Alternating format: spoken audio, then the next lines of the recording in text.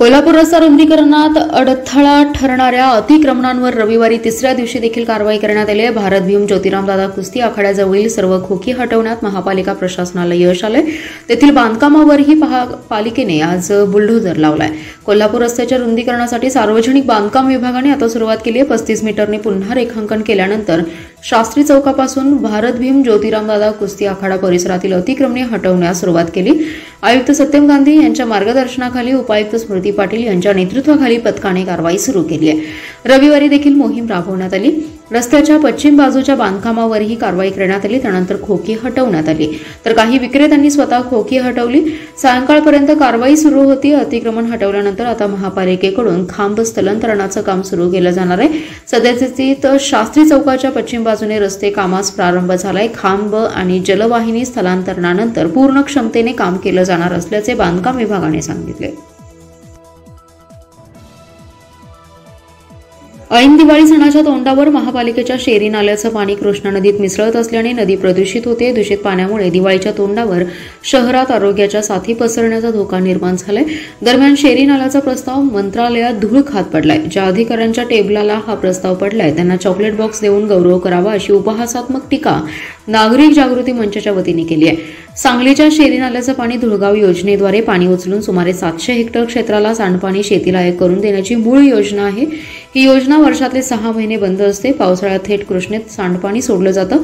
सांडपाणी नदीत सोडल्याबद्दल प्रदूषण मंडळाने अनेकदा महापालिकेला नोटीस बजावली आहे, तसेच दंडात्मक कारवाई केली आहे। तरीही नदीत पाणी सोडण्यात येतं याची कोणालाच खंत नाही। गेल्या 2 दिवसांपासून शेरी नाल्याचं फेसाळलेलं पाणी नदीपात्रात आले, त्यामुळे नदीचं पाणी प्रदूषित होते। नदीपात्रातील पाण्यावर फेस तरंगत आहे। शेरी नाल्याचा प्रश्न सोडवण्यासाठी 93 कोटीचा प्रस्ताव शासनाला पाठवलाय, पण अद्याप त्याला मंजुरी मिळाली नाही। त्यामुळे नागरिक जागृती मंचचे सतीश साखळकर यांनी उपहासात्मक टीका केली आहे। जिल्ह्यातील प्रदूषण नियंत्रण महामंडळ, जिल्हा प्रशासन, महापालिका असेल किंवा शेरी नाल्याचा प्रस्ताव मंत्रालयात ज्या ठिकाणी धूळ खात पडलाय तेथील अधिकारी असोत, या साऱ्यांना चॉकलेट बॉक्स देऊन गौरव करावा अशी टीका केली। जिल्ह्याच्या विकासाला गती देण्यासाठी विमानतळ गरजेचे आहे। कोल्हापूर विमानतळाचा प्रस्ताव आता टप्प्यात आलाय, त्याला दिल्लीतून साथ मिळावी आणि विमानतळ करावे, सांगली ऋणी राहील असे साकडे भाजपाचे पृथ्वीराज पाटील यांनी केंद्रीय नागरी वाहतूक मंत्री मुरलीधर मोहोळ यांना घातले।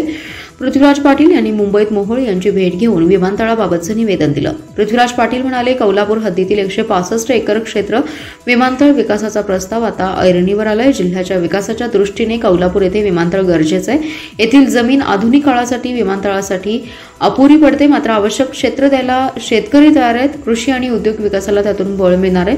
त्यासाठी कार्गो विमानतळ मंजूर करणं गरजेचं आहे। महाराष्ट्र विमान प्राधिकरण आणि केंद्रीय नागरी उड्डाण मंत्रालयाने याबाबत सकारात्मक साथ द्यायला हवी। महाराष्ट्रातील एक उमदे नेतृत्व दिल्लीत या खात्याचे मंत्रीपद भूषवत आहे। कोल्हापूर विमानतळ आपणच मंजूर केल्यास सांगली सदैव ऋणी राहील। सांगलीच्या इतिहासात गौरवाने याचा उल्लेख होईल।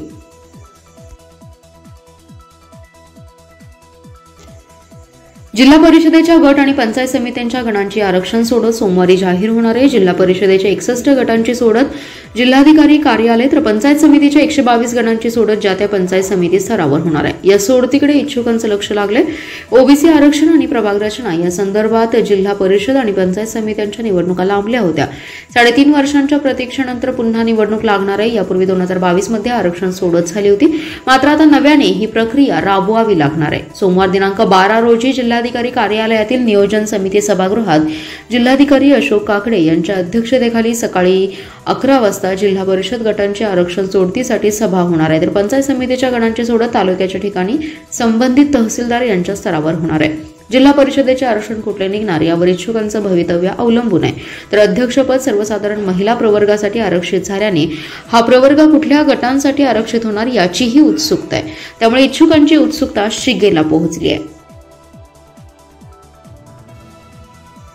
स्थानिक स्वराज्य संस्थांच्या निवडणुकीसाठी आचारसंहिता संपूर्ण जिल्ह्याला लागू केल्यास महापालिकेला देखील आचारसंहितेच्या कचाट्यात अडकू शकते। त्यामुळे आयुक्त सत्यम गांधी यांनी अधिकारी आणि कर्मचाऱ्यांच्या शनिवार रविवारच्या सार्वजनिक सुट्ट्या रद्द करून महापालिकेचं कामकाज सुरू ठेवलं होतं।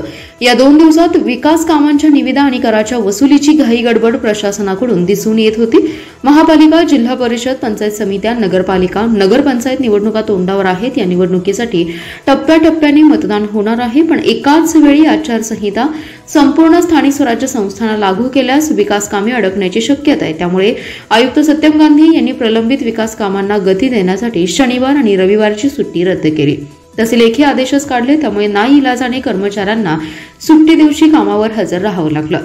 रविवारी ही महापालिकेची सर्व कार्यालये सुरू होती। गेल्या 6 महिन्यांपासून महापालिकेकडून फारशी कामे मंजूर करण्यात आलेली नाहीत। कारभाराला आर्थिक शिस्त लावण्यासाठी आयुक्तांनी कडक नियम केले, त्यामुळे शहरातील गटारे, रस्ते, इमारती, दवाखान्याच्या कामांच्या फाईल संबंधितांच्या टेबलावर पडून होत्या। आता ही कामे मार्गी लावण्यासह निविदा प्रक्रिया पूर्ण करण्याची घाई महापालिकेत दिसून आली आहे। त्यासाठी सुट्टीच्या दिवसाचा मुहूर्त साधण्यात आला। निविदा काढल्यास कामांना आचारसंहितेचा अडथळा येणार नाही, त्यासाठी दिवसभर बांधकाम, नगररचना विभागात गडबड सुरू होती।